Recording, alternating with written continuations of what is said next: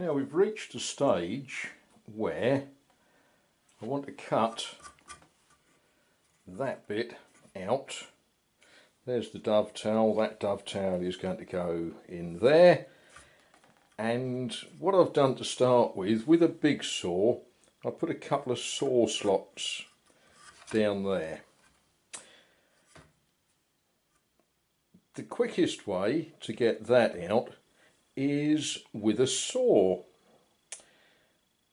You don't get all of it out, you take it down a lot and then you finish it with a chisel. Now there are several types of saws that you can use for this job. I'm using the one that comes to hand, which is not necessarily the best one. I would probably recommend that you use a coping saw for this, but I'm going to use a fret saw because that's the one that I've got laying there waiting to be used.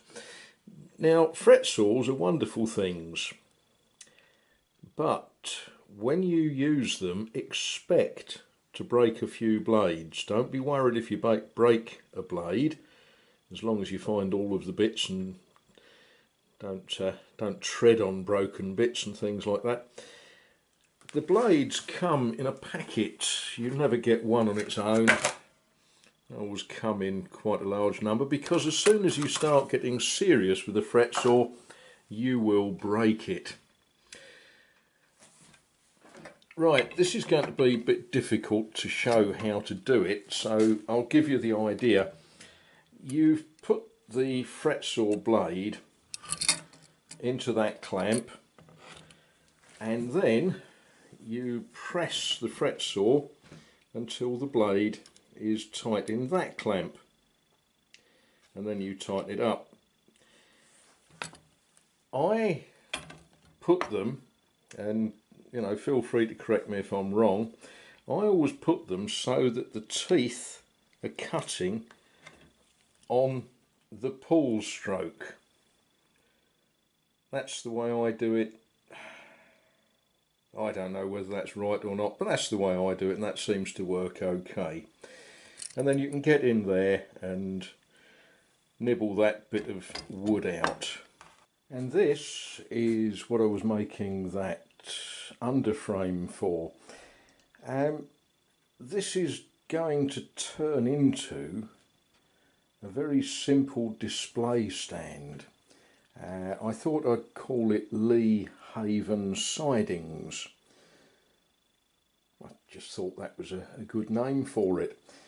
Just somewhere to stand things on. It won't be a working layout, it will just be,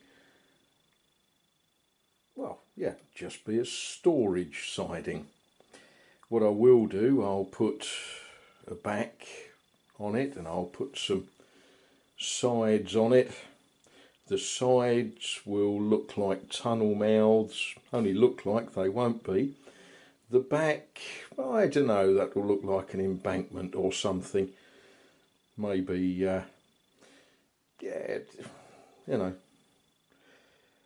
And on the front, I'll put a nice piece of very clear perspex so that these things can stand and be seen, and very quickly whipped off this siding and put into use on a layout. But I just sort of thought that was a good thing to do.